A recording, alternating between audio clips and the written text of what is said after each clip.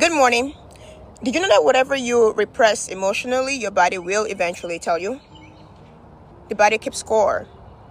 Anything you repress emotionally, it will come out as a physical ailment at one point.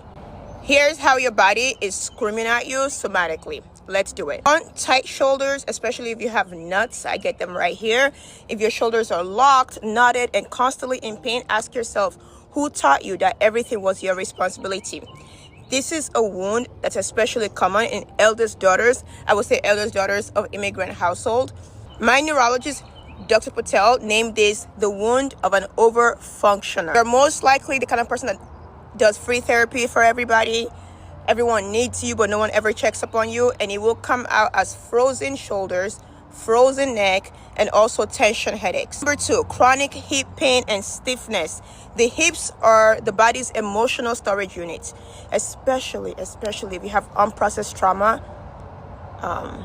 sexual unprocessed trauma, and any sort of SA. Okay, so every relationship that was bad for you and you stayed in for too long, every decision you were afraid to make, it lives right in your hips. That's why you have to stretch those hips out. You have to do your frog poses. How does this show up? Sciatica is number 1. Any sort of reproductive issues, PCOS is a huge one, okay? Lower back pain that no chiropractor can fix. The hips hold what the mind refuses to revisit. Something old is asking to be released. And you can do that. I always say you don't really have to talk about your trauma. You just got to release your trauma. You can do that by doing your hip opening stretches. Number 3, gut issues and digestive problems. Our gut is our second brain. It's a very, very powerful brain, actually, and it never lies. It's never told a single lie in its life. Every time you silence your instincts, swallow your words, stay somewhere where your soul says you need to leave, your digestive system will take a hit. I always know I'm in bad company or I'm around the wrong person when my IBS flares up, when I get bloated out of nowhere, when I feel inflamed. This is how it shows up physically. IBS, Crohn's disease, chronic bloating especially, acid reflux, unexplained nausea.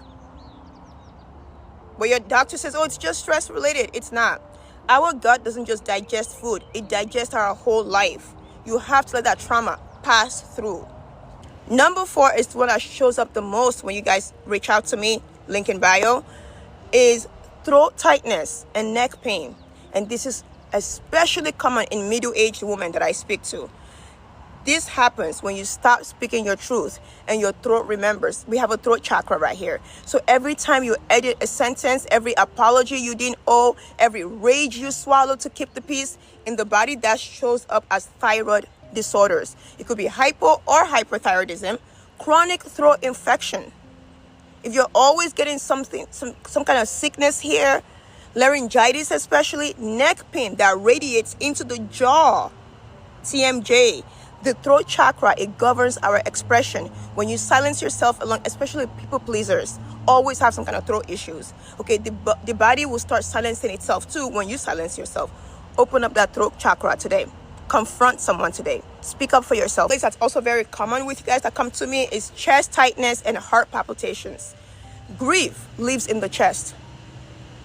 So does unexpressed love. When the heart is broken, we can quite literally die from broken heart syndrome. The heart cannot take a lot of pain, okay?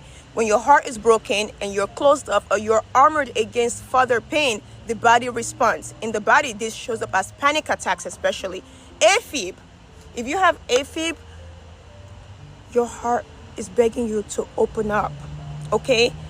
Hypertension and a persistent heaviness that cardiologists cannot clear. If you keep going to cardiology and you're like, my heart hurts, my chest hurts, and they're like, we don't see anything.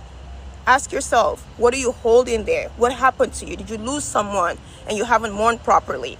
Did you go through a really bad relationship that you just kind of moved past and you didn't sit with yourself and try to heal? I am imploring you to give your heart a chance and a permission to grieve properly so you can heal. Our family neurologist, I love her, Dr. Patel, I will never forget this. I was with my parents and she said, your body is not attacking you. Your body will never betray you. It is trying to reach you. It's trying to have a conversation with you. Every symptom is a sentence. Every ache is an answer. The healing, your physical healing, begins The moment you stop calling it physical, oh my God, why am I getting this sickness? And you say, what am I not doing? What am I not saying? How am I not expressing myself?